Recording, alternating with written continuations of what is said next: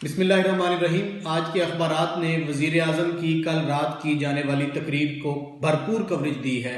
ये बात बड़ी वाज़ेह है कि वज़ीर आज़म ने सेनेट इलेक्शन में हुकूमती उम्मीदवार हफीज़ शेख की शिकस्त के बाद जो गुफ्तगू कल कौम से खिताब करते हुए की, उसका टारगेट अपोजिशन जमातों के साथ साथ इलेक्शन कमीशन ऑफ पाकिस्तान भी था। वज़ीर आज़म ने खुल के अपने गुस्से का इजहार किया और बहुत सारी ऐसी चीज़ें जो तहफ़्फ़ुज़ात हैं वज़ीर आज़म के और हुकूमत के, उन्हें वाज़े किया है।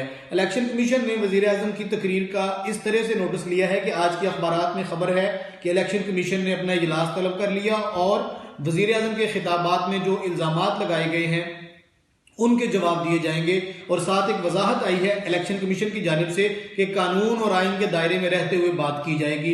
जो वज़ीर आज़म के इल्ज़ामात का जवाब दिया जाएगा वो कानूनी और आइनी जवाब होगा। इलेक्शन कमीशन किसी किस्म के गुस्से और किसी किस्म के गिले शिकवे का जवाब नहीं देगा।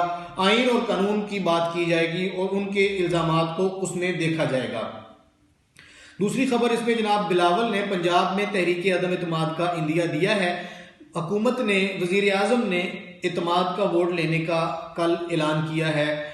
आने वाला कल यानी हफ्ते को कल कौमी असम्बली के इजलास में वज़ीर आज़म एतमाद का वोट लेंगे, ये ऐलान सामने आया है, जिसके जवाब में अपोजिशन जमातों का और PDM रहनुमाओं का ये वाज़े दो टोक मौक़िफ़ सामने आया। बिलावल ने ये बात बड़ी क्लियर की कि ये अब हम तय करेंगे कि अदम एतमाद कब होना है और उनकी स्ट्रेटजी, अपोजिशन की स्ट्रेटजी ये होगी कि पहले पंजाब में सरदार उस्मान बुज़दार के खिलाफ अदम एतमाद लाया जाए और यहाँ से कामयाब करवा के फिर अगले लाए अमल का ऐलान किया जाएगा। जहाँ तक बात है हुकूमत की, तो इमरान खान कल ही मुतहरिक हो गए थे। कल जो उन्होंने कौम से खिताब किया और उसके बाद जो उनके राब्ते हुए MQM रहनुमाओं से, इसी तरह से वज़ीर आला बलूचिस्तान से रब्ता किया और दीगर अपने इत्तेहादियों से रब्ते किए।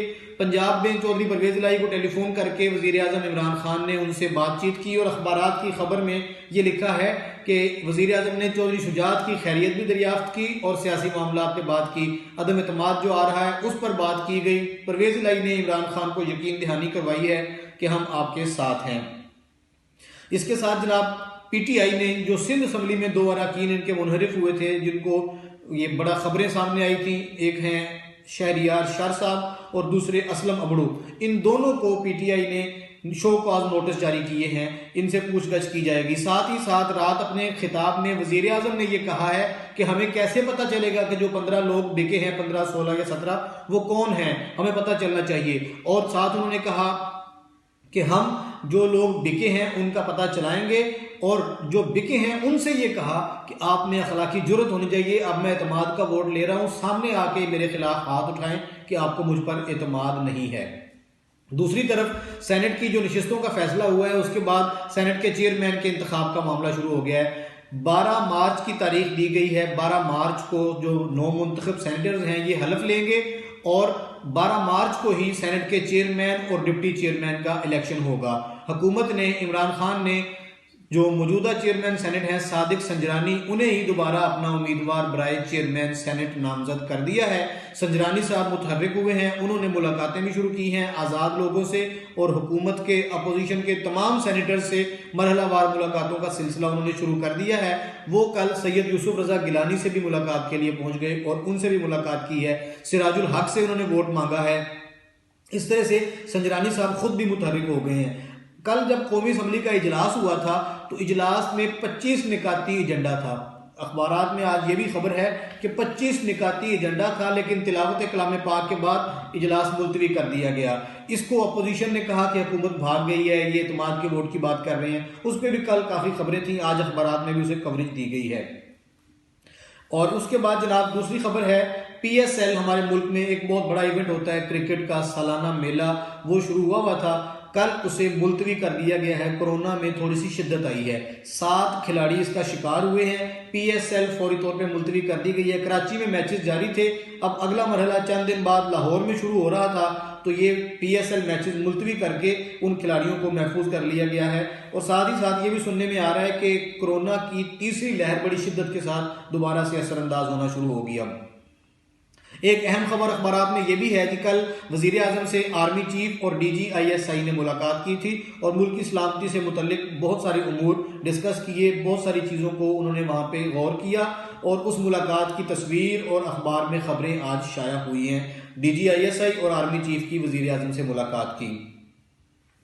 एक खबर इसमें जनाब ये भी है कि वजीर आला पंजाब उस्मान बुज़दार साहब ने अपनी मसरूफियात जो सरकारी हैं और दूसरी वो तर्क करके अपनी तवज्जो फोकस कर दी है अदम एतमाद पर। जो इमरान खान ने कल बात की थी उसके बाद फ़ौरन बाद उस्मान बुज़दार को इस्लामाबाद बुला लिया गया और बज़ाहिर तो ये नज़र आ रहा है कि कौमी असम्बली में तैयारी की जाएगी वज़ीर आज़म के खिलाफ अदम एतमाद को नाकाम बनाने की। वज़ीर आज़म एतमाद का वोट हासिल करेंगे, ज़्यादा से ज़्यादा वोट लेने की लॉबिंग की जाएगी। लेकिन दरअसल पसे पर्दा कुछ काविशें ऐसी शुरू हुई हैं कि उस्मान बुज़दार को हो सकता है लेने के देने पड़ जाएं। उस्मान बुज़दार साहब के खिलाफ पहले अदम एतमाद अपोजिशन ले आए। अब देखिए ये अखबारी खबरें हैं, इस पर क्या बनता है। सदर ने आर्टिकल 91 के तहत कल असम्बली का इजलास बुलाया है और बज़ाहिर वजीर, ये अखबार में आज खबर लगी हुई है कि बज़ाहिर वजीर आज़म अक्सरियत खो चुके हैं। अब कल के इजलास में एतमाद का वोट लेने के बाद देखिए क्या बनता है। एक खबर है जनाब इसमें आज शेख रशीद साहब की कि वो कहते हैं कि हुकूमत को पता है कि किन लोगों ने पैसे लिए हैं। ये खबर शेख रशीद के हवाले से आज अखबारात में रिपोर्ट हुई है कि हुकूमत जानती है कि किन लोगों ने पैसे लिए हैं, हुकूमत उनके नामों से वाकिफ है। एक जनाब तज्जिया आज के अखबार में शाया हुआ है सफ़ा अव्वल पर, बड़े अखबार में इमरान खान की सियासी नो बॉलें। इमरान खान क्रिकेट के बड़े मंजे हुए खिलाड़ी हैं, उन्होंने क्रिकेट में बड़ा नाम कमाया और इस तज्जिया निगार ने लिखा है कि शायद ही इमरान खान ने अपने करियर में कभी नो बॉल करवाई हो। वो बड़े एक्यूरेट खेलते थे लेकिन सियासत में अक्सर नो बॉल उनसे हो जाती है और साथ ही साथ उन्होंने उनका पॉलिटिकल कैरियर सारा लिखा है कि कहाँ कहाँ इमरान खान से गलतियाँ हुई हैं। और चेयरमैन सादिक संजरानी जो मैंने आपको बताया कि वो लॉबिंग करनी, मुलाकातें करनी शुरू कर दी हैं उन्होंने, उनका बयान एक अखबार में लगा हुआ है कि मुझे अगर बिलावल जरदारी और मरियम नवाज के पास जाना पड़ा तो मैं उनके पास भी जाऊंगा अपना वोट लेने के लिए, वोट मांगने के लिए। ये तो जनाब सेनेट इलेक्शन के मुतालिक कुछ खबरें थी, बल्कि ज़्यादा खबरें आज सेनेट इलेक्शन के मुतालिक ही हैं।